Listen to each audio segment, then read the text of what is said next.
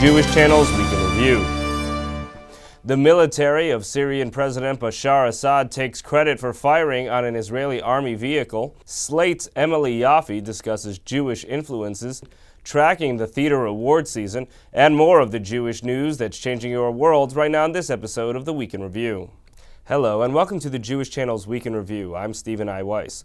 Last week's news was a warning that Syria's government might engage Israel in combat, and now Syrian President Bashar Assad has acted on it. On Tuesday, Syrian gunmen fired on an Israeli army vehicle, causing damage. The Syrian military immediately claimed credit, though the Syrian military also claimed it had destroyed the vehicle and killed its occupants. The Israeli military reports only slight damage to the vehicle and no Israelis wounded. The Israeli army responded by launching Tammuz rockets at the source of the Syrian gunfire and claimed a, quote, direct hit.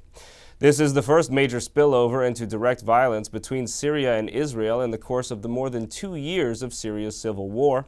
As TJC has reported in recent weeks, terror groups acting with and on behalf of Assad's government have asserted that they might attack Israel on behalf of Syria. Last week, TJC reported on the statements of Assad's interior minister that his government was of the position that the Golan Heights is Syrian territory and that Syria's military and its agents are free to do whatever they might want there. Israel won the Golan Heights from Syria in 1967's Six-Day War.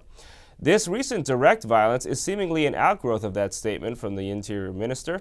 The Israeli army vehicle that was fired upon was in the Golan Heights, but precisely where is a matter of dispute between the Israeli army and Assad's military. Assad's military claims that the Israeli vehicle had crossed the ceasefire line, while the Israeli military claimed the vehicle had not crossed the ceasefire line. The divergent attitudes between Assad's military and Israel's military on engaging in conflict are evident in their statements. Israel's military attempted to make it clear it wants no part of the Syrian conflict while affirming its right to defend Israeli territory, saying, "Our policy is clear. We do not intervene in what goes on in Syria or in its civil war. We do not and will not allow any Syrian fire to enter our territory. Last night, a Syrian army target was destroyed as a result of such fire." In contrast, Assad's military seems eager to ratchet up the rhetoric, declaring, "Whoever thinks that he is able to test our strength, alert, and readiness to maintain our dignity and sovereignty is mistaken." Israel had ignored several instances of mortar fire from Syria landing in Israel, including at least 2 such episodes in the past week. Those episodes of mortar fire landing in Israel had been seen as possibly accidental and hadn't garnered any statement from Assad's military. In contrast, the shooting upon the Israeli army vehicle was immediately followed by Assad's military taking credit for the attack. 2 weeks ago, Israel had reportedly carried out a pair of airstrikes against targets within Syria, but those targets were reportedly weapon shipments from Iran that were headed for the Assad-supported Hezbollah, not the official Syrian military. This latest episode with Syria clearly elevates the sense of risk and concern that Israel could become involved in the Syrian conflict. Just this week, Israeli Prime Minister Benjamin Netanyahu spoke of the issue of keeping arms from reaching Hezbollah and said that Israel was seeking to do so, quote, in a responsible, determined, and prudent manner. Now that Syria's military is involved, we're seeing some more aggressive rhetoric from Israeli officials. Israeli military chief Lieutenant Benny Gantz, speaking at a conference at the University of Haifa on Tuesday, said, "We will not allow the Golan Heights to become a comfortable space for Assad to operate from. If he escalates the military engagement in the Golan Heights, he will have to bear the consequences." Moving on to Jewish cultural news here in the United States, advice columnist Emily Yaffe recently spoke about her columns for Slate.com and their Jewish influence.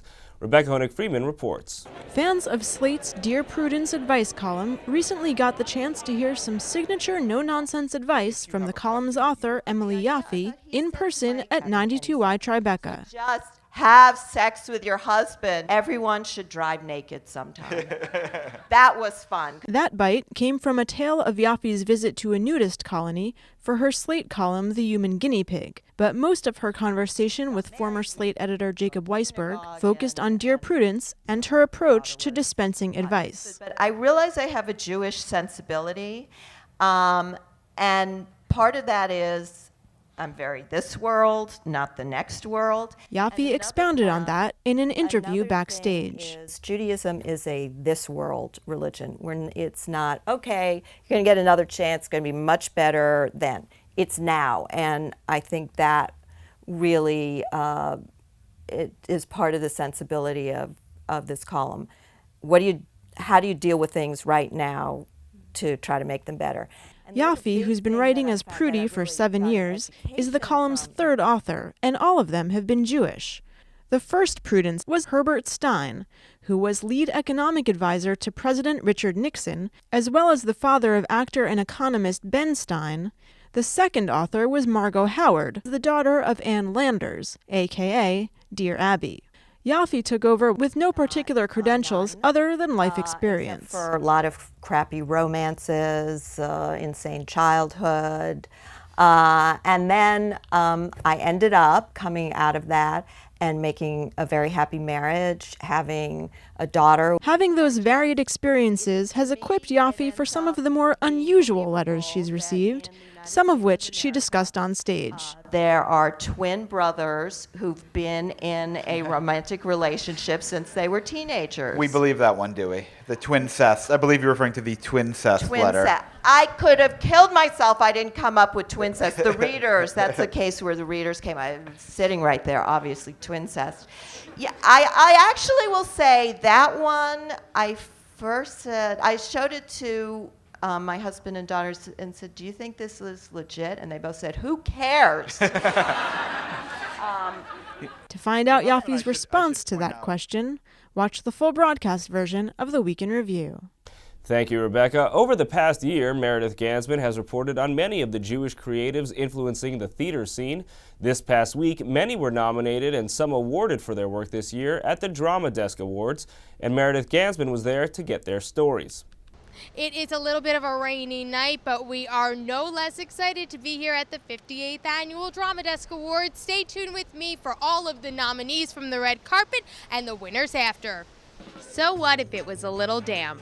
The show must go on, and so under a canopy of umbrellas, the stars of the stage arrived, trying not to make too much of a splash. First up was Benj Pasek and Justin Paul, nominated for Outstanding Music in A Christmas Story. Guys, I mean, it's a little rainy, but how does being here at Drama? Yeah, we don't care at all. We're thrilled to be here. It's our first time at these awards, our first time, being nominated for something like this, and it's a thrill to be here. The Drama Desks are so prestigious, and the rain could not stop or dampen our joy at all. It's not raining on your parade at all. It is not raining on our parade. We're singing in the rain. rain. Oh, yeah, we are whoa! singing. See what we did there? Yes. Emotions run high at award shows. So how are the nominees holding up?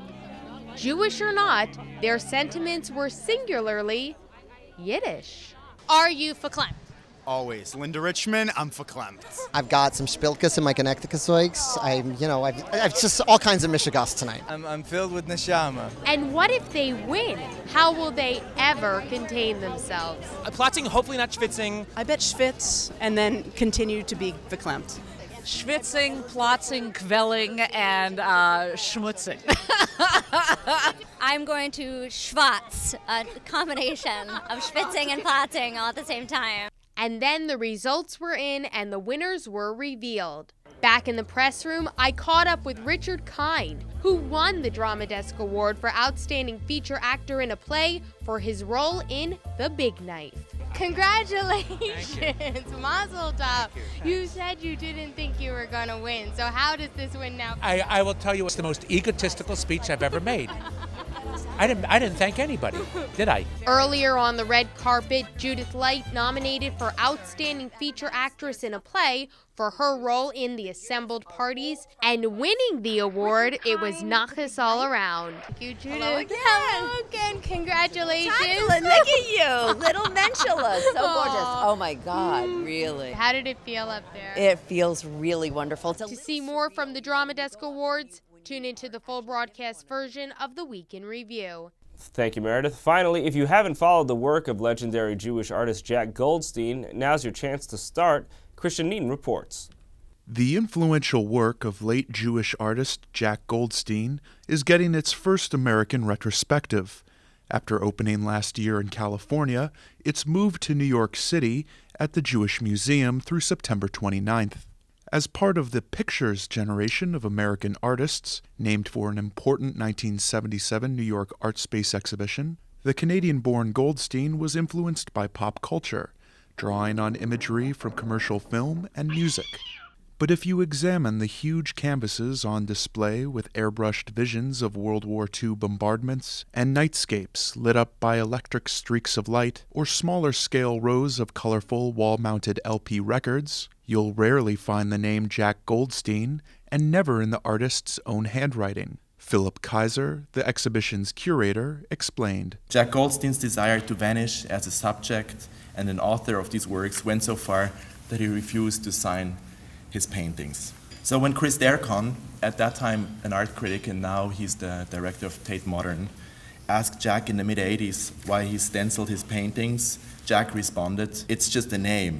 My name is just the name of a name. It's not my name. Imagine," he said, "if you look in the telephone book, there must be 10,000 Jack Goldsteins." But this Jack Goldstein was unique, explains friend and fellow Pictures Generation artist Robert Longo, who first met Goldstein in the mid-1970s at an exhibition Longo organized in Buffalo, New York. Longo broached the idea to Goldstein, who worked in many different media, of splicing all of his films onto one reel for the show. Only there was a problem. Turned out that Jack didn't know how to edit.